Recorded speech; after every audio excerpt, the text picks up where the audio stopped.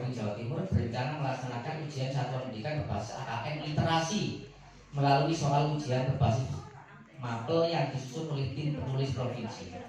Kalau kelas 12 AKM-nya itu berbasis mapel Bapak Ibu. Jadi Bapak Ibu masing-masing mapel nanti menyusun soal berdasarkan mapelnya sendiri-sendiri untuk mengenalkan. Tapi kalau AKM kelas 11 itu bukan mapel Bapak Ibu, tapi lintas jenjang, lintas kelas. Baik jurusan IPA, jurusan IPS, jurusan agama, jurusan bahasa, baik MA, SMK itu akan mengerjakan soal yang sama karena umum. Jadi bukan fisika, itu bukan soal KM itu kelas 11 nanti itu. Tapi umum, bacaannya umum gitu. Terus anak-anak suruh menjawab. Jadi tidak mengenal jurusan, tidak mengenal mapel. Nah, untuk kelas 12 itu basisnya mapel karena ujian per mapel.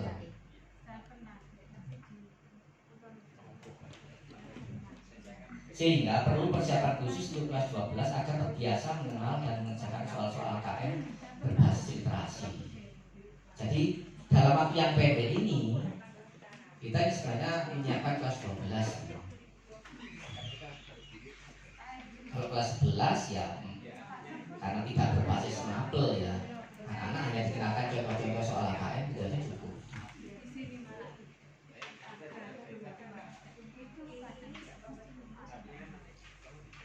Nah, dulu Bapak Ibu mengenal soal HOT, kemudian AKM. Ternyata soal HOT sama AKM itu berbasis sama, yaitu basisnya literasi. Makanya menyusun soal HOT mesti harus ada stimulus, kan gitu ya. Soal HOT itu harus ada stimulusnya. Stimulusnya harus, syaratnya harus kontekstual, harus lagi in, tidak boleh yang lama-lama ya. Harus yang lagi in, update dan sebagainya. In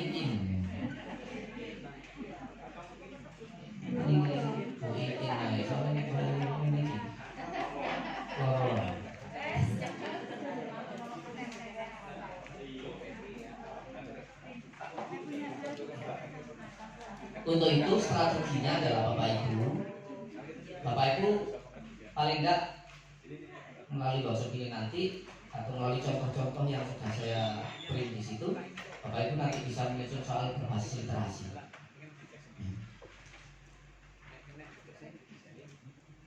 Nah ini contoh apa ini bentuk soalnya tadi sudah saya terangkan ya. Bapak Ibu nanti kalau menyusun soal, kalau bisa satu literasi tapi membuat 5 bentuk soal. Soal bilangan ganda kompleks, menjodohkan, isian singkat dan uraian. Satu literasi.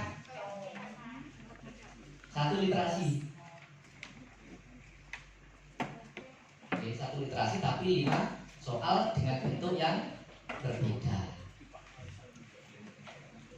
Bilangan ganda nanti ya seperti biasa ABCDE itu ya. Kalau SMA ABCDE, kalau SMP kan ABCD gitu ya. Terus bilangan ganda kompleks memberi tanda checklist saja ya. Beberapa pernyataan yang dijawab ya, tidak, benar, salah. Jawaban benar lebih dari 1 ya. Menjodohkan itu mencocokkan, menyesuaikan dan menghubungkan antara 2 pernyataan yang disiapkan.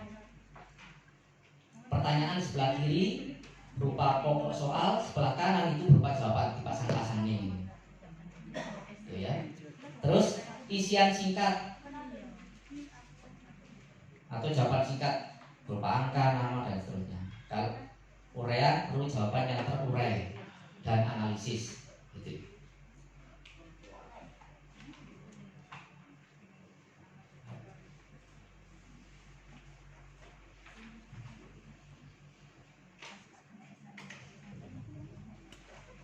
Cukup sampai di sini. Kemudian saya teruskan jenis teks yang harus dibuat Bapak Ibu nanti adalah yang pertama teks sastra atau fiksi. narasi adalah karya imajinatif. Fiksi itu apa ya, bahasa Indonesia itu oh, khayal ya. Boleh Bapak Ibu bisa membuat suatu cerita sendiri. Boleh. Ya memang anjing cerita sendiri ya. Boleh Bapak Ibu itu mengambil apa ini, mengambil media yang real, nyata. Boleh. Ya. Jadi tidak harus membuat sendiri dengan fiksi lah, tidak harus. Tapi boleh mencari literasi, kemudian tinggal copy, kemudian Bapak Ibu menyusun pertanyaan. Jadi boleh teks sastra yang apa ini fiksi, ya.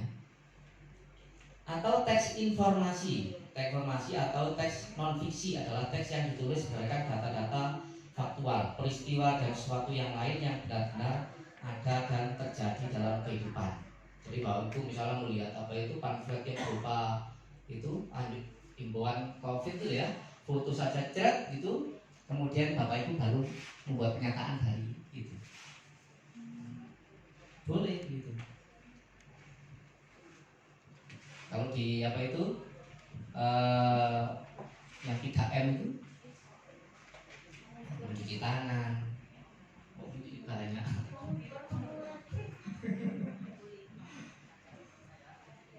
Bapak Ibu bisa membuat soal dari situ. Ya.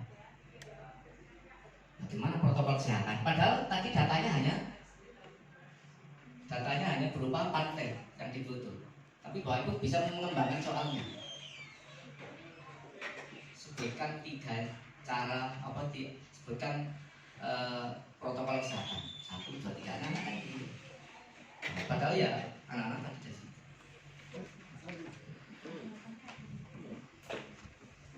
Untuk kelas 12 itu hanya literasi membacanya yang diukur, numerasinya untuk kelas 12.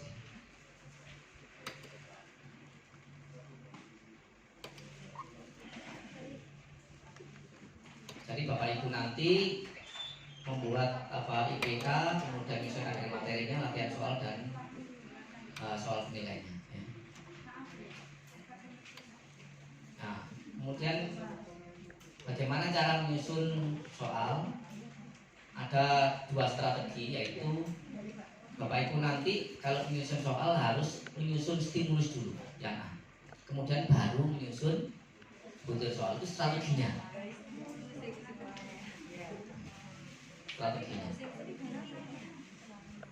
Stimulus itu bisa berupa teks sastra tadi yang sudah saya sampaikan, berupa apa ini, konteksnya boleh personal, boleh pribadi, ya.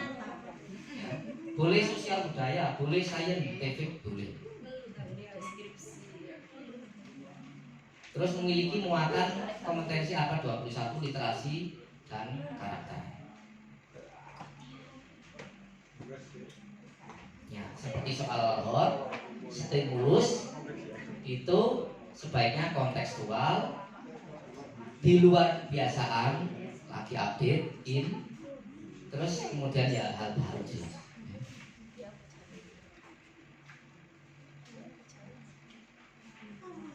Nah ini stimulus dapat berupa bacaan, menguat alinea, dapat dilengkapi gambar, tabel, grafik, diagram, boleh.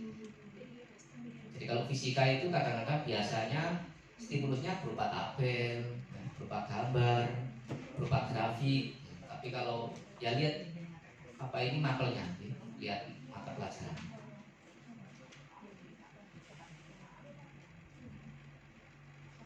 Ya, ini contoh stimulus.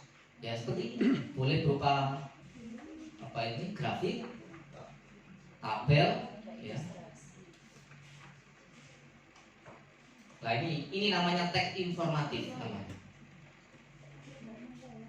Informasi. Terus konteksnya saintifik. Literasinya literasi sains. Ini hanya jenis saja, tidak usah dipanggil sih, tidak usah. Hanya jenis saja. Kalau bingung kok.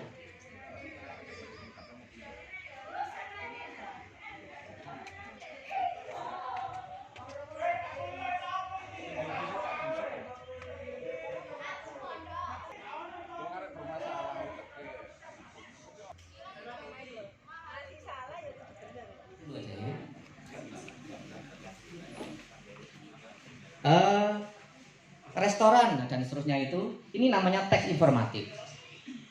Konteksnya personal, literasinya numerasi karena di situ ada angka-angka nanti. Gitu. Ada kode-kode. Nah, pengumuman seperti ini namanya teks informatif. Kontekstual, konteksnya sosial budaya karena peringatan bagi yang alergi kacang dan seterusnya. Disebut krim lemon dan seterusnya. Literasi baca tulis dan literasi finansial.